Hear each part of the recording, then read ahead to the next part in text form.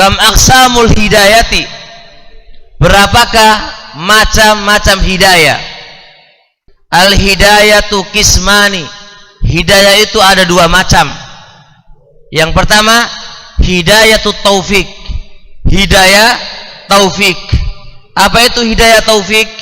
Wahia annallaha, bahwasanya Allah ja'ala fi qalbil abdi, Allah meletakkan, Allah menjadikan di hati seorang hamba minal i'anatil khasati, berupa pertolongan secara khusus ala qabulil huda, untuk menerima petunjuk.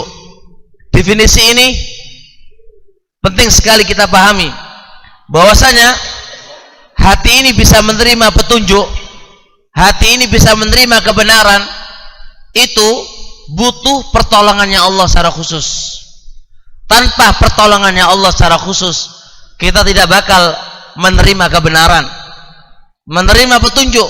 Walaupun telinga mendengarkan, walaupun mata melihat, belum tentu dia bisa menerimanya. Yang bisa menerima, yang bisa memberikan ini semuanya, bisa menerima kebenaran, menerima hidayah, itu adalah Allah Subhanahu wa taala. Dan itu namanya hidayatut taufik. Wa hadza yakunu biyadillah, dan hidayah ini hanya di tangannya Allah Subhanahu wa taala. Hanya di tangannya Allah Subhanahu wa taala. Qala ta'ala, innaka la tahdi man ahbabta walakinnallaha yahdi man yasha. Sesungguhnya engkau Muhammad la tahdi, tidak bisa memberikan petunjuk, man ahbabta, kepada orang yang kau cintai.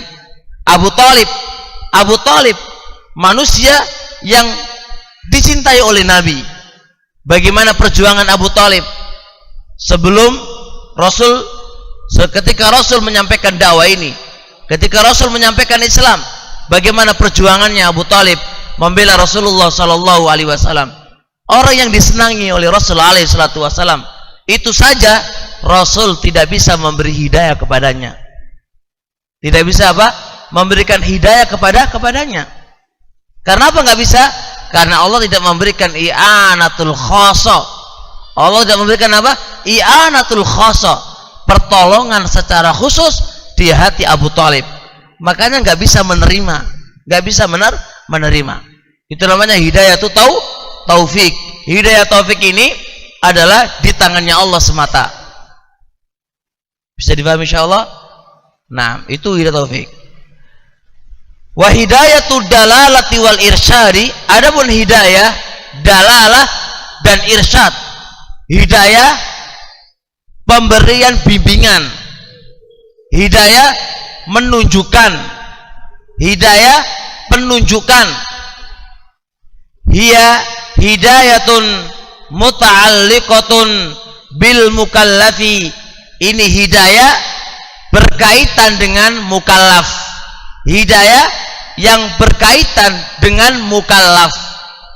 Kalau hidayah ini berkaitan dengan mukallaf, tidak berkaitan dengan Allah. Kalau Allah hidayah taufik, kalau hidayah irsyad wa dalalah itu berkaitan dengan mukallafnya, berkaitan dengan hamba.